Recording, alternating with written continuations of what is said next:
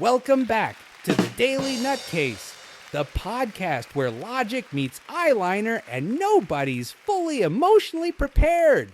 Across from me today is Squirrel. And before we get into anything, I just have to ask, what happened to your face? Are those real tattoos? Are you joining a Victorian street gang? Or is this a skincare protest? First of all, it's called style. Second, this is inspired by Taylor Swift's Fortnight.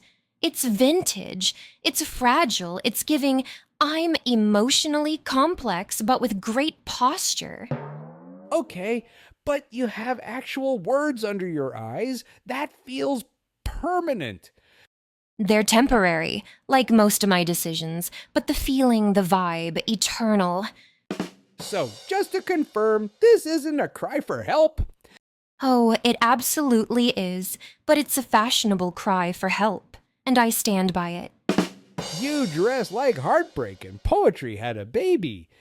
This outfit says, I feel everything all at once, but in soft lighting. And also, please don't ask me how I'm doing unless you have 45 minutes. Perfect, because today's topic is overthinking, which you've clearly done just while getting dressed. Thank you, it was exhausting. All today's topic is something we both suffer from deeply, overthinking, or, as I call it, mental gymnastics without the medal. Oh, same. I overthink everything. What I said, what I didn't say, why I said it like that, why they blinked weird when I said it. It's like I have a 24-hour surveillance system in my brain just replaying footage of my own awkward moments. Is there a moment you still think about that no one else remembers? Yes. Once in 9th grade, someone held the door open for me, and I said, "You too." To this day, every time I walk through a door, I relive that. I become that person again. That version of me lives rent-free in my mind, and she is allowed. I once said, "Have a good dinner" to my boss at 9 a.m. Then I made it worse by trying to explain. I said, "Well, time is relative."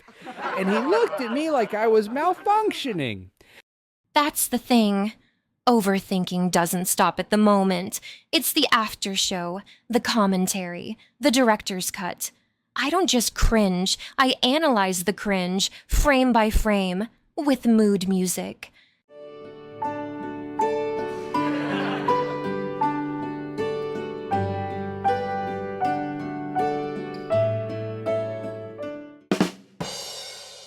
Late at night is the worst. Always, like I'll be in bed, finally calm, and then suddenly my brain's like, hey, remember that time you accidentally called your teacher Mom in 2006? And I'm like, please no. But it's too late. I'm awake, staring at the ceiling, questioning my entire life. Let's talk about fake scenarios. Do you ever imagine arguments in your head and win them? Constantly. In fact, I once fake argued with someone so hard in my brain that I was actually mad at them in real life. They texted, hey, and I responded like, yeah, sure, whatever. They were like, what just happened? I said, you know what you didn't do?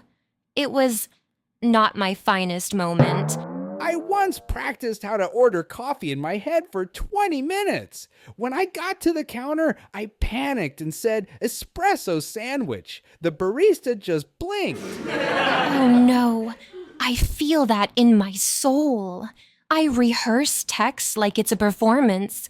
I write, rewrite, delete, type it in notes first, ask 3 friends, and then after all that, I still hit send and immediately want to disappear into the earth.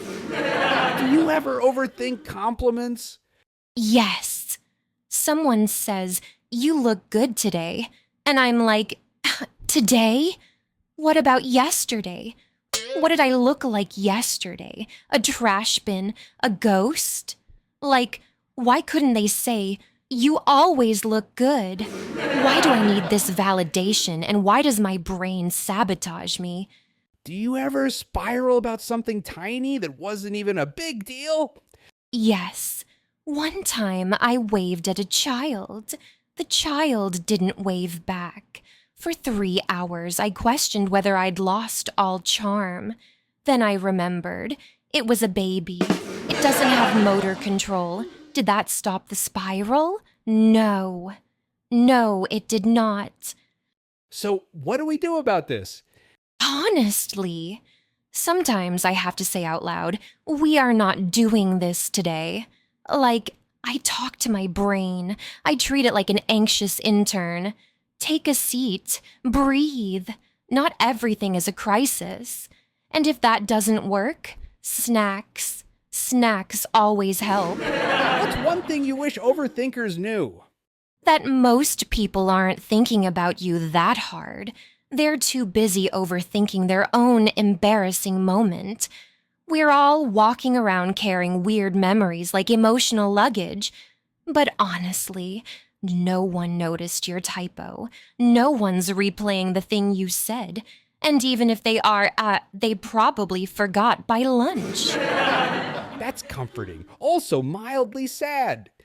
Welcome to the Daily Nutcase, baby. Laugh, cry, spiral, then go make toast and keep living.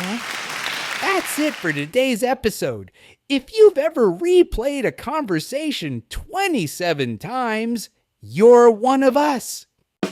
And if you're still thinking about that weird thing you said 3 years ago, same. Let's form a support group. Be kind to yourself and try not to text someone. Delete it, retype it, and then ghost them, unless you really want to, in which case, make it dramatic. See you next time. Try not to spiral before then.